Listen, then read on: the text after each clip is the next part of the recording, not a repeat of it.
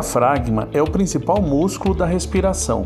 Durante a inspiração, o diafragma se contrai e desce, reduzindo a pressão intratorácica e comprimindo as vísceras abdominais. Este movimento facilita a entrada de ar nos pulmões.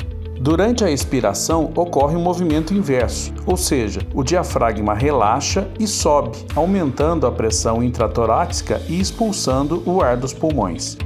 Quando essa ação involuntária do diafragma é prejudicada por algum procedimento, doença ou acidente, a atuação do ventilador pulmonar torna-se essencial. O equipamento envia o ar para os pulmões, possibilitando a troca de gases e, com a retirada da pressão, realiza o movimento de expiração, atuando como um pulmão artificial.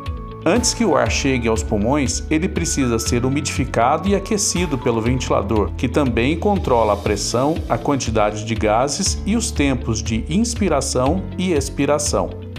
Quer saber mais sobre equipamentos médicos e seus acessórios? Acesse o site www.soluzione.eng.br ou cadastre-se em nosso canal exclusivo do YouTube através do link abaixo e receba gratuitamente outras informações.